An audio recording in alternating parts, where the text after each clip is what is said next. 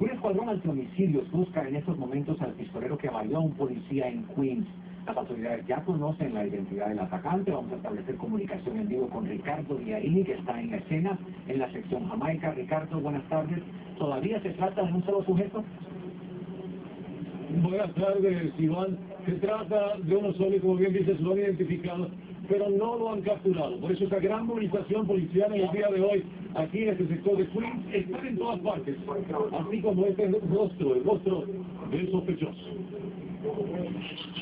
Las fuerzas del orden y la Gran Manzana abarrotaron hoy las calles en el sector de Jamaica, Queens, tras una balacera que envió al sargento Trent Beer al hospital por heridas de bala en ambas piernas. ¿Cuántos disparos te escuchan? Como 5 o 6. ¿Y tu reacción? Bueno, la región es ya me pasa, eso es para adentro, porque poner una bala por ahí directa para acá también. La policía en este instante le sigue los pasos a este hombre. John Thomas, al que hasta ahora están identificando como el posible gatillero. Queremos hablar con este individuo que sospechamos puede ser el hombre detrás del gatillo y posible responsable de la balacera, dijo el comisionado de la policía, quien pidió la colaboración del público. Escuché los disparos y a su madre por la ventana había un hombre saltando a una cerca huyendo de la escena a toda velocidad. Espero lo atrapen, dijo la testigo.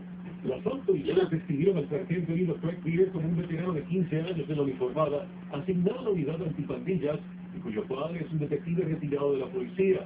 Anticipan su recuperación total. La policía recuperó un arma 9 milímetros en la escena del crimen que tuvo lugar en la intersección de la calle Greenwald y la avenida 107. El problema es que aquí todo el mundo tiene esta arma. Y no ponen ley dura para eso. Ponen ley dura a los delincuentes que controlen eso, eso se controla. Por cierto, la alta presencia policial en Queens no parecía ser suficiente del todo para desalentar la actividad criminal. A esta pareja la acusan de robo aún delante de la propia policía. La policía me siento protegido, obviamente. Pero a mí no me perjudica en nada. Si están ahí, están haciendo su trabajo, y yo, bienvenido serán. Es el otro vistazo al rostro del sospechoso. Se trata de John Thomas. Si usted tiene información que pueda conducir a la captura de este sospechoso en conexión con esta balacera, se le pide que llame al 1-800-5776.